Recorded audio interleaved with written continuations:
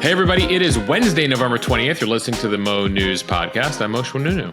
And I'm Jill Wagner. This is the place where we bring you just the facts. And we read all the news and read between the lines so you don't have to. Jill, our president today turns 82 years old. So a happy birthday to Joe Biden. Already our oldest president in American history. Now the oldest president in American history.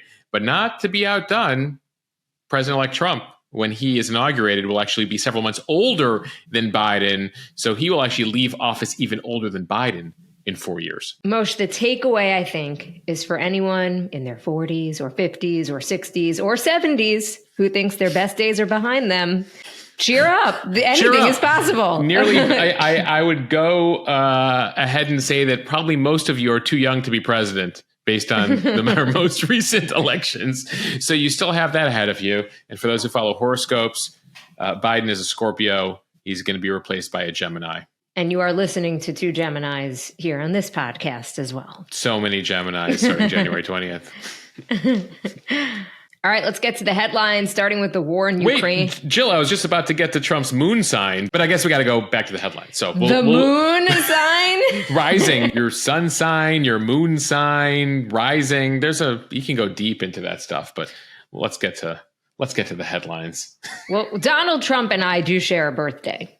Right, you have the same birthday. Yes, right. But I don't know if we share the same moon sign. Moon, yeah, exactly. That I don't know. That's time of day, year. There's a whole bunch of stuff that goes into that. I don't even know what my moon sign is. So let's start there. My moon so we is might Taurus. have the same one.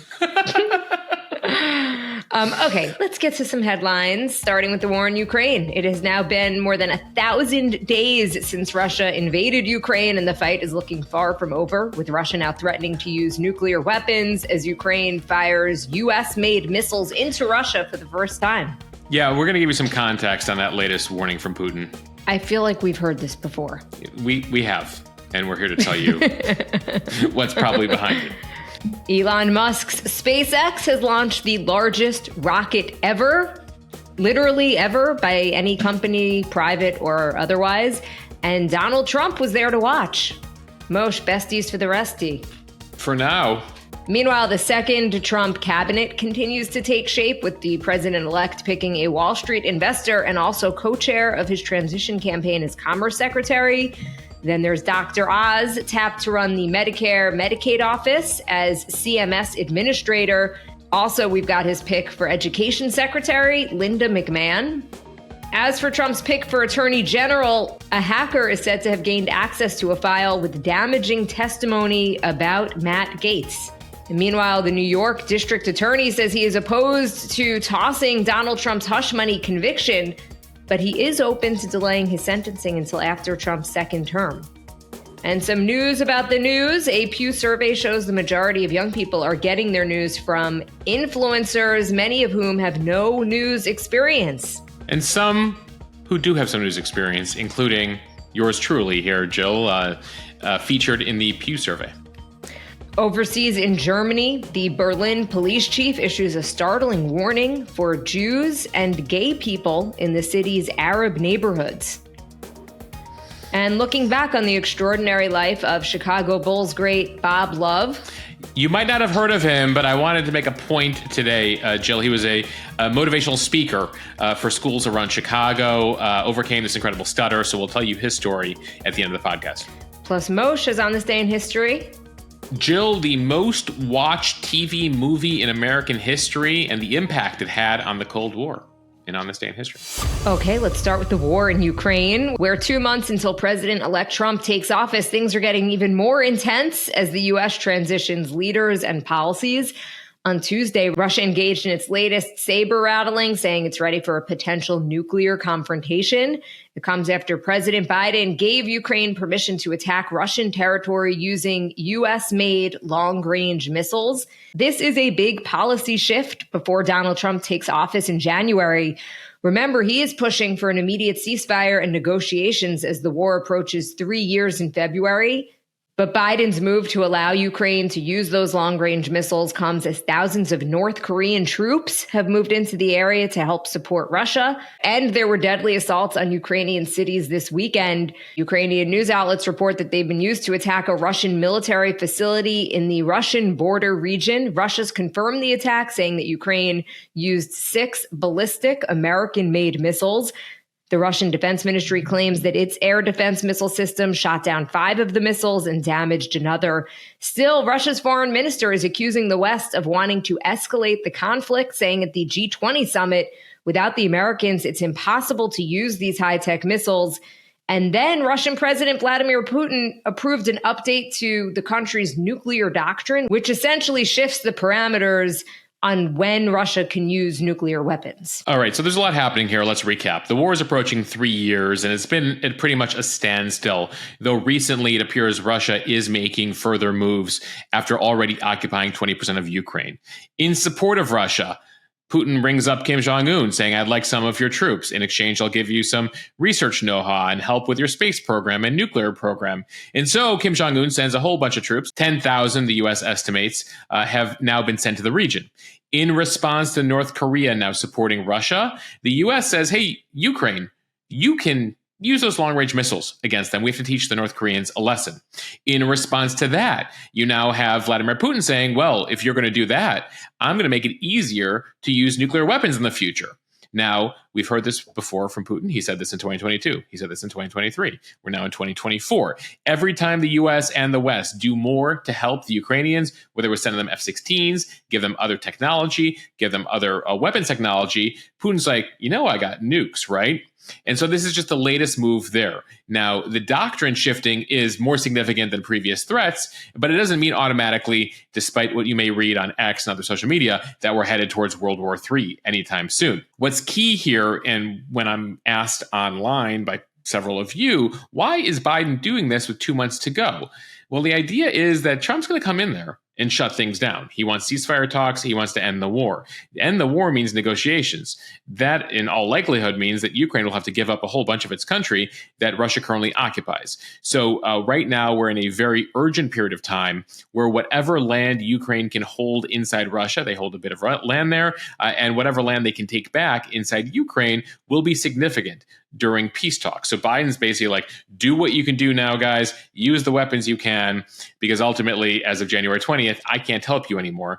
And Trump has his own ideas here. So that's the context of all of this. Obviously, the Trump people are not happy about this. This does risk further escalation. The threats should be taken seriously, but not, again, literally meaning we're headed towards nuclear war here. Even though Putin has lifted the threshold, there's a lot of wiggle room for him to get out of potentially using actual nuclear weapons here. He knows the ramifications of this. Now, he did get closer. This was the subject of a podcast we did this summer with Jim Sciutto of CNN, who wrote a book, who had sources inside the Pentagon, who talked about how close actually Putin came in the first year of the war to considering tactical nuclear weapons, sort of not Hiroshima-style nuclear weapons, but sort of battlefield nuclear weapons, introducing them, and the U.S. had to get China and India involved about 2 years ago to call Putin and say, hey, don't do this. But certainly Putin is upset, and there's a number of things he can do to register how upset he is about this latest ability of the Ukrainians to do more here. He could engage in more sabotage against the West, impose costs in other ways. Certainly Russia has been working very closely with the Iranians, has been messing with things in the Red Sea where the Houthis are attacking Western ships. So there's a lot that could happen here. But again, we're now approaching about 60 days until Trump takes over. He's looking at a policy shift here. And so you have both the Russians and the Ukrainians doing what they can do to set the table for Trump here to potentially negotiate some sort of deal.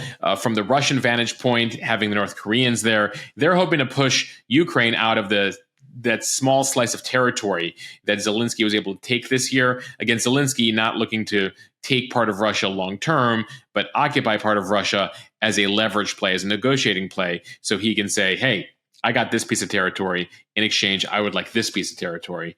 Putin's trying to eliminate that before any talks can happen next year. Speaking of Trump, the president-elect was in Texas last night for the launch of the SpaceX rocket Starship with the CEO of the company, Elon Musk. Starship is the largest rocket ever built by SpaceX or anyone else. It is the 6th test flight, and just really a way for them to keep testing this rocket, not only for its range and abilities, but they want to see if it's safe to send astronauts to the moon. And also, Musk has also been extremely interested in sending people and rockets to Mars. Yeah, Musk is very ambitious right now. Just to give you a sense, you said it's the largest rocket ever built. 400 feet. Jill, it's 40 stories high. He launched a 40-story rocket. So literally sending skyscrapers into space now. It's designed to be a reusable vehicle for flying cargo and people beyond Earth. And so the plan is in the next couple of years to get to the moon and then use that as a launching point to Mars. And Musk is very bullish that we'll be sending something to Mars during the Trump administration, given their very close relationship. A lot of people are very bullish on space here in the next 4 years. He had Trump there. Trump is very excited by all of this. And so actually you've seen this on Wall Street as well, where a number of stocks related to space have done incredibly well in the last couple of weeks with the relationship there between Trump and Musk. Obviously, some folks are skeptical given the history here. We've seen with Trump and most people in his first administration, he was close to and then not so close to. The question is, can the relationship between Musk and Trump last here? And if so, for how long? Musk spent about $100 million plus of his own money, turned X / Twitter there into a pro-Trump website, social media website. Most of you who are on the site will see that a lot of the algorithm switched in a way over the course of the past year. And he has billions, tens of billions of dollars in business there with NASA and other parts of the government. So a lot of interesting developments to watch on that front. Also, a couple of new appointments to mention as Trump's next administration takes shape. Donald Trump announced he was picking doctor and TV host Mehmet Oz to run the Centers for Medicare and Medicaid Services. Oz unsuccessfully ran for the U.S. Senate 2 years ago in Pennsylvania.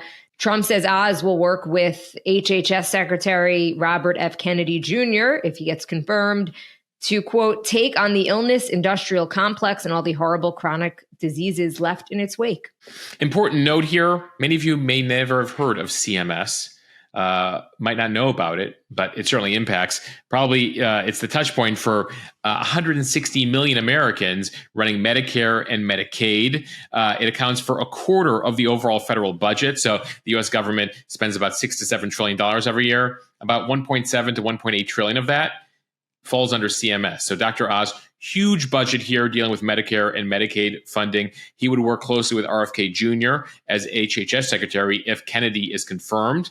A reminder here that Oz would also need Senate confirmation. CMS here in need of dire reform. Usually as a person with slightly more policy experience. It's a huge management task, though Oz does have a significant medical background here. And we should note John Fetterman, Democrat from Pennsylvania, who ran against Dr. Oz 2 years ago, defeated him in the Senate race, said, as long as he commits to not cutting Medicare and Medicaid, I will vote for that dude.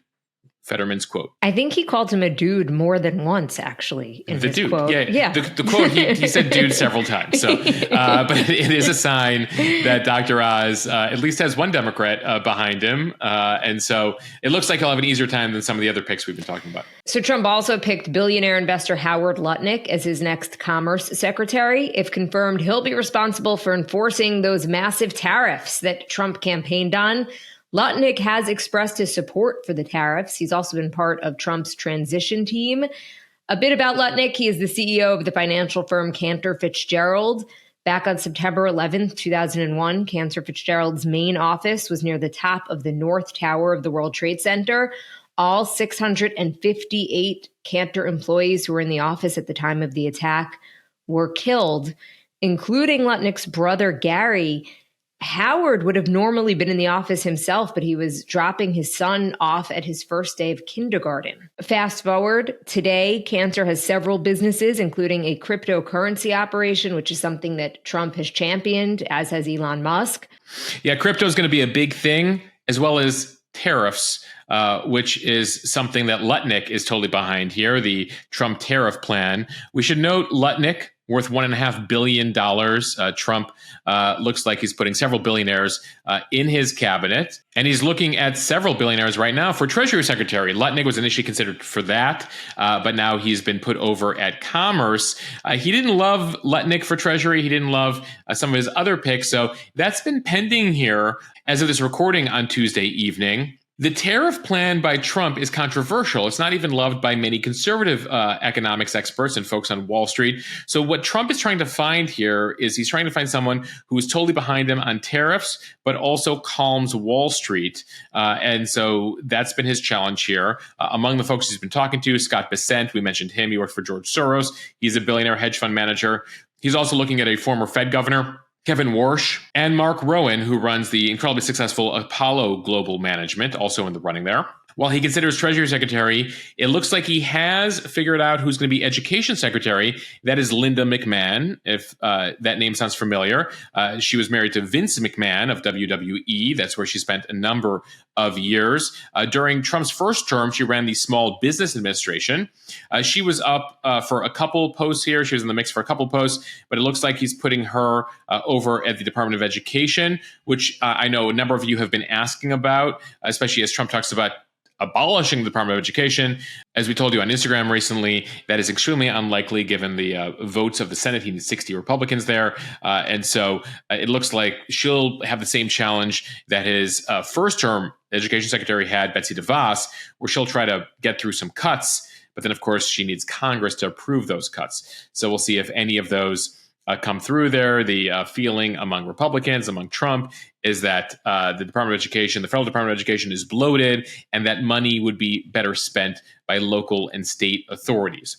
Now to Matt Gaetz, as we've been updating you on a daily basis here, the most controversial of Trump's picks, the former Florida congressman, and legal questions around him got a renewed focus yesterday as we learned that there was a hack into certain legal records. We learned that a third-party unauthorized hacker has gained access to a computer file that includes damaging testimony, allegedly damaging testimony related to Gaetz.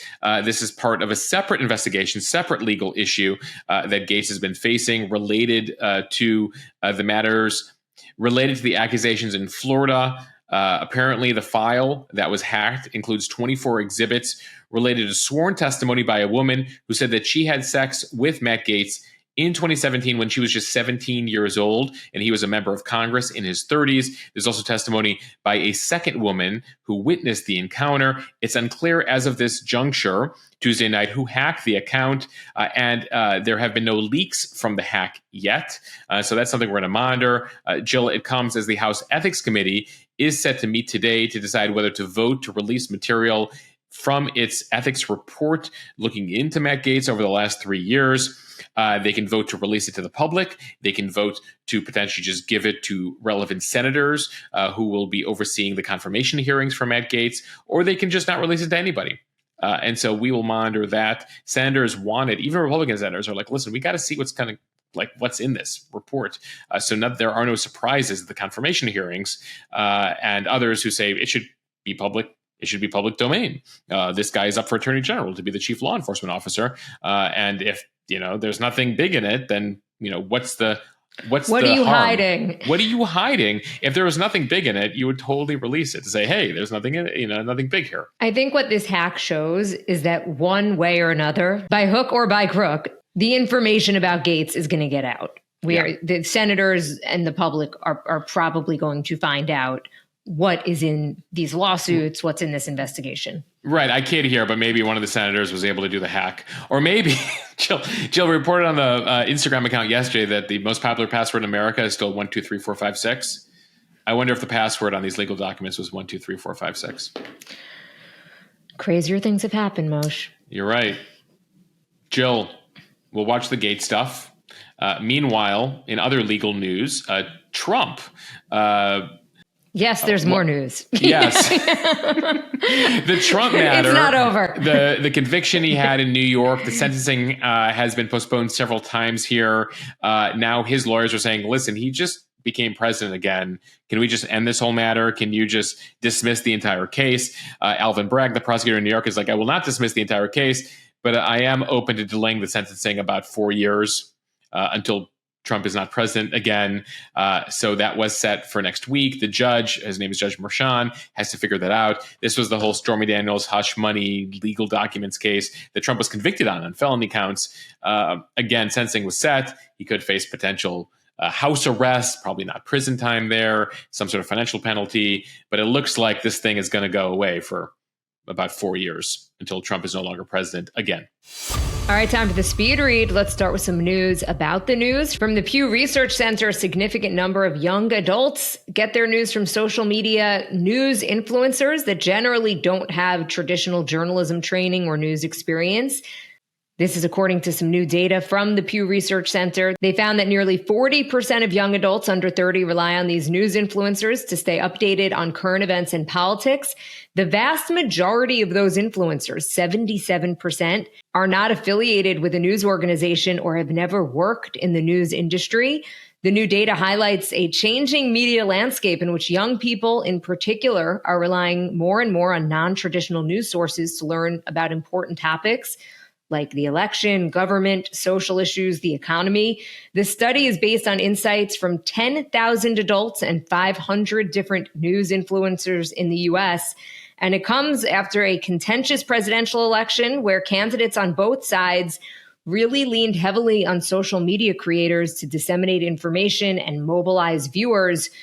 Moshe, unknowingly, Mo News was one of the quote unquote influencers that Pew looked at. That's right. As I was going through the data, I was like, I wonder how they defined news influencer and who they looked at on TikTok, on X, on YouTube, and on Instagram. So I'm going through the Instagram list, and it's like very tiny on the Pew website. I was like, oh, there we are. I know them. I know them.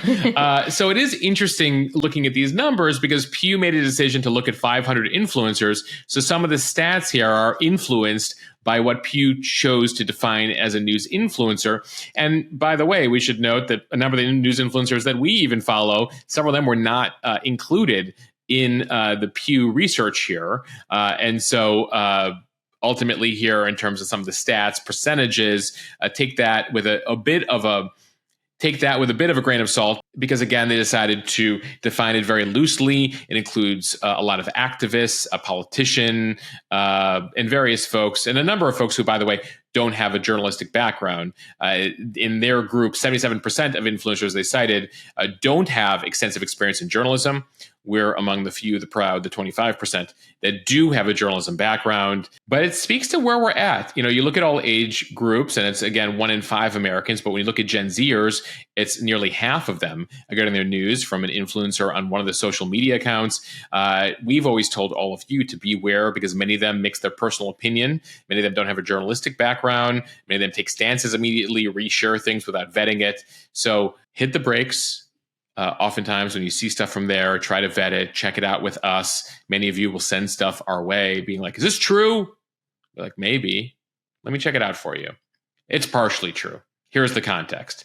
And so sometimes I find this frustrating. I do think it's good, though, that people are seeking out alternate sources, but at the same time, not at the expense of actual journalism organizations that, you know, cover the news, try to vet things out, verify them, etc. So the more the merrier, as long as you're getting multiple perspectives and at least one of them has a news background and is trying to present all the facts to you. And if you're wondering why it matters, Moshe, anecdotally, I could say there have been times that we check each other. You're usually checking me more than I'm checking you, candidly. But sometimes we do get things wrong, and you need to have someone who's there to be like, no, that's not right.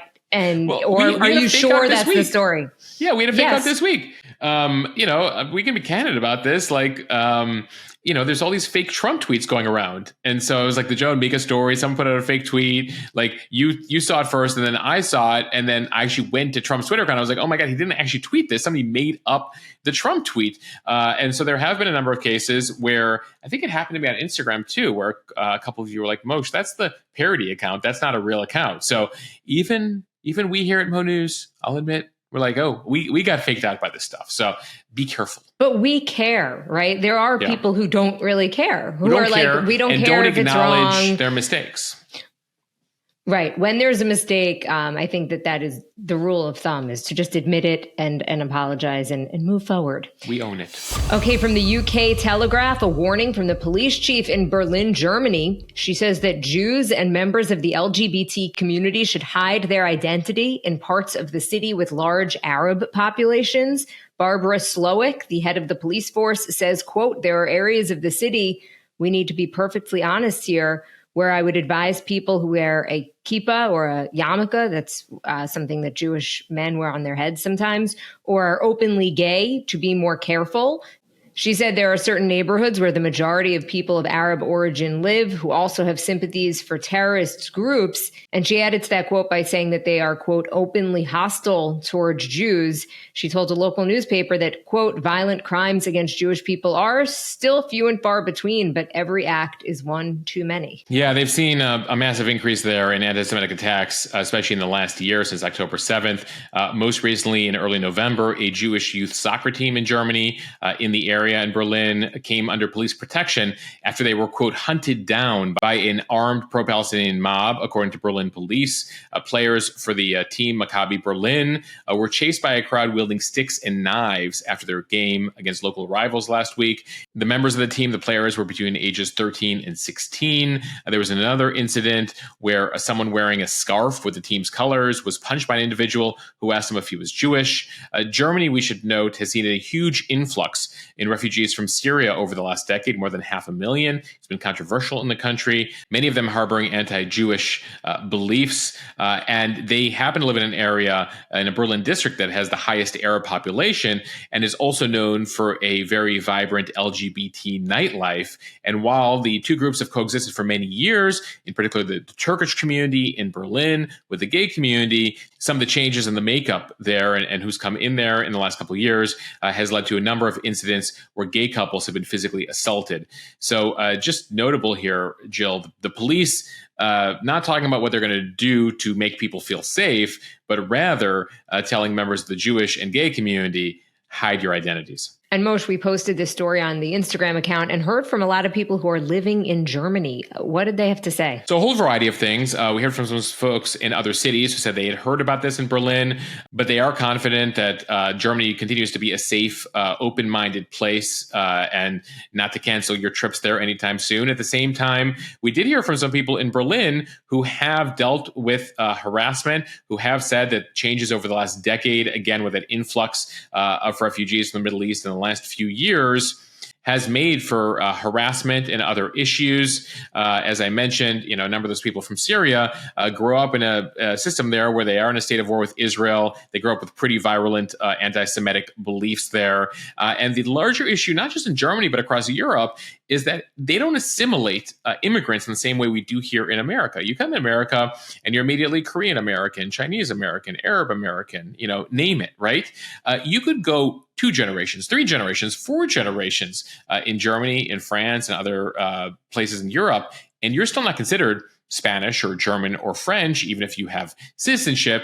They'll always talk about your country of origin, even if it was your grandparents' origin. So there are certain areas of Paris, of London, of Berlin, where you won't even hear the language spoken, French, German, English. You're still hearing Arabic in those areas, even among groups that have been there a generation or two. It's been a huge challenge for these European countries, and they're still trying to figure it out. And I should say that also means the morals of the country, the ethics of the country, the idea that you fall under the laws of that country. There's certain parts in those neighborhoods where they want to fall under Sharia law, etc. So it's a huge challenge there for these societies. From CNN, this story out of Washington, it appears the latest controversy on Capitol Hill involves bathrooms. Representative Nancy Mace, a Republican from South Carolina, is pushing to ban Congresswoman-elect Sarah McBride, a Democrat from Delaware, who is the first openly transgender person to be elected to Congress, from using women's restrooms at the U.S. Capitol. Mace introduced a resolution this week to amend the rules of the House of Representatives so that Congress members and staffers would be prohibited from, quote, using single-sex facilities other than those corresponding to their biological sex. This is about women This is about girls. This is about our rights and being protected in our private spaces. I don't want to see a man in a women's restroom. That's not a thing. And it's not going to be a thing up here. It's not going to be a thing anywhere across the country either. So that was Nancy Mace on Monday. House Speaker Mike Johnson was asked about the issue on Tuesday. In case you can't hear the question, because it's a little bit low, the reporter asks Johnson if he thought McBride was a man or a woman.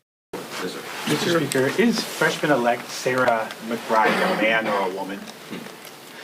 Look, I'm not going to get into this. We welcome all new members with open arms who are duly elected representatives of the people. I believe it's a command that we treat all persons with dignity and respect, and we will. And I'm not going to engage in silly debates about this. There's a concern about the uses of restroom facilities and locker rooms and all that. This is an issue that Congress has never had to address before, and we're going to do that in deliberate fashion with member consensus on it, and we will accommodate the needs of every single person. That's all I'm going to say about that. Do you plan on bringing Nancy Mace's transgender bill and putting that into the rules package? I'm not going to address the plans on any of that. I just told you what I'm going to say about the issue. I'm not going to engage in this. We don't look down upon anyone. We treat everybody with dignity and respect. That's a principle that I pursued my whole life, and we will take care of this, issue of first impression for Congress as we will any other. A couple of hours later, he tried to actually walk that back a bit. Yeah, he was asked in the hallway about it again, and they said, listen, you know my Christian beliefs. I think a man is a man and a woman is a woman, and you can't change your gender, but repeated again that he will do so respectfully. Apparently, it came after a closed-door meeting where Marjorie Taylor Greene and other members were very loud about the issue. Marjorie Taylor Greene threatening physical violence if Marjorie Taylor Greene sees McBride in a women's bathroom. McBride is responding on X so far, writing that every day Americans go to work with people who have life journeys that are different than their own and engage with them respectfully. I hope members of Congress can muster that same kindness. McBride, elected just earlier this month, will be the only Congresswoman from Delaware. Background on McBride. She was born Tim McBride, didn't come out as transgender until she was 21 in college at American University in D.C. And changed her name to Sarah. She happened to be the first transgender White House intern and has engaged in a number of firsts when it comes to politics as a transgender person in politics. She has a number of people rallying around her. There are some Republicans who are telling Mace to cool it, but Mace has decided to make this a huge issue here along with other members. As far as Democrats are concerned, you had AOC, a fellow Democrat there, of McBride, saying this is not just bigotry, this is plain bullying what's going on. Another top Democrat from New York, Joe Morell, says she's a woman. She should use the ladies' room. It sounds like the Speaker of the House here, Johnson, will have to figure out what to do. And Moshe, finally from the New York Times, Bob Love has died of cancer at the age of 81. His story is incredible. In case you are not familiar, he was a star player for the Chicago Bulls during the first half of the 1970s, and he overcame a major stutter after he was done playing basketball and became a motivational speaker. His stuttering was so inhibiting that he actually rarely did interviews with reporters during his 11 seasons in the NBA.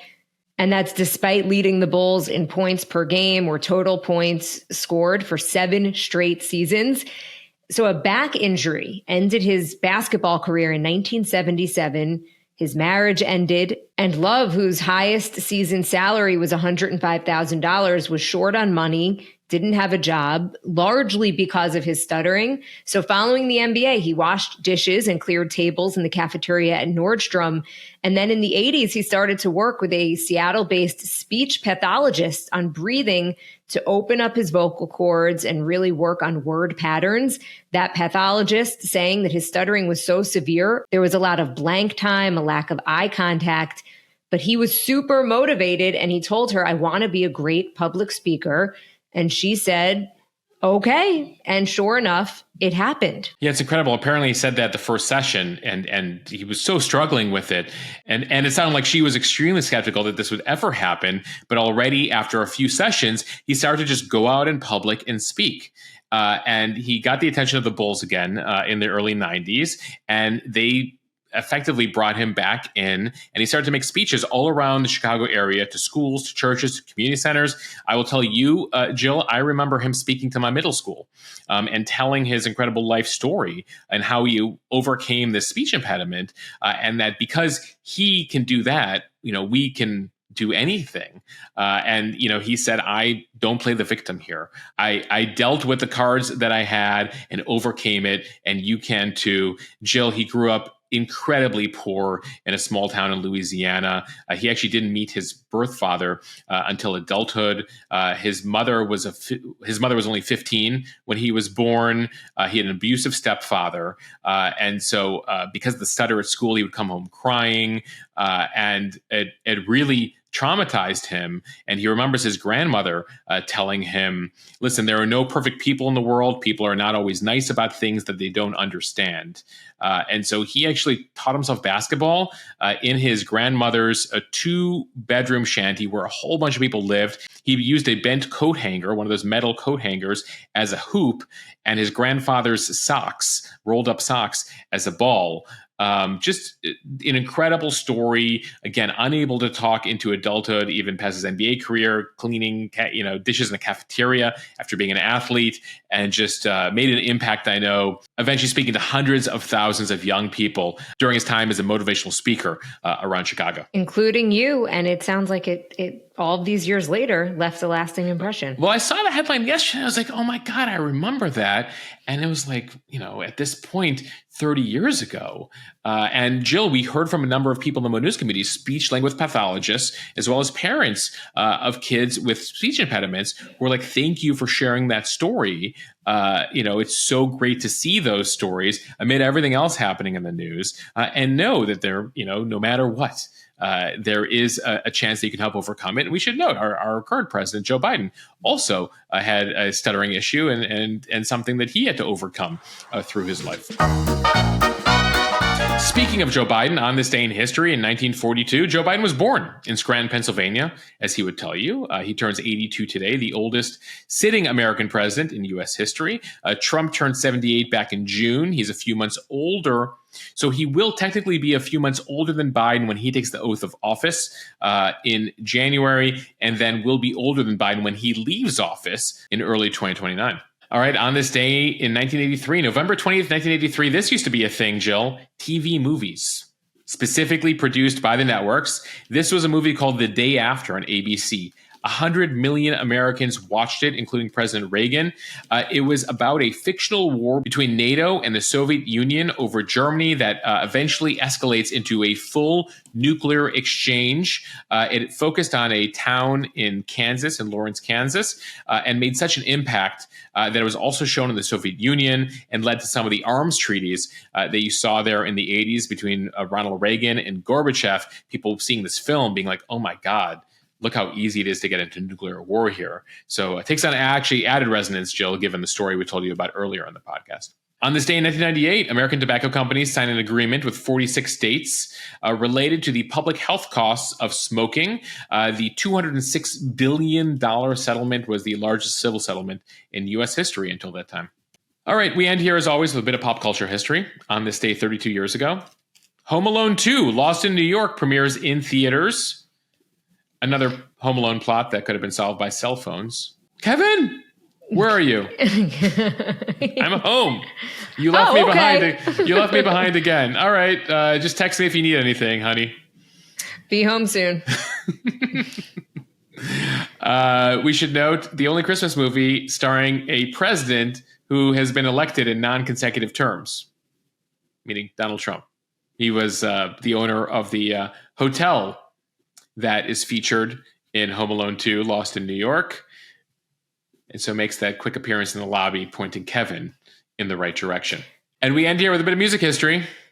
Pink's Misunderstood, or I think it's actually spelled Misunderstood album. Misunderstood album was released on this day in 2001. So 23rd birthday here for the Misunderstood album featuring Get This Party Started.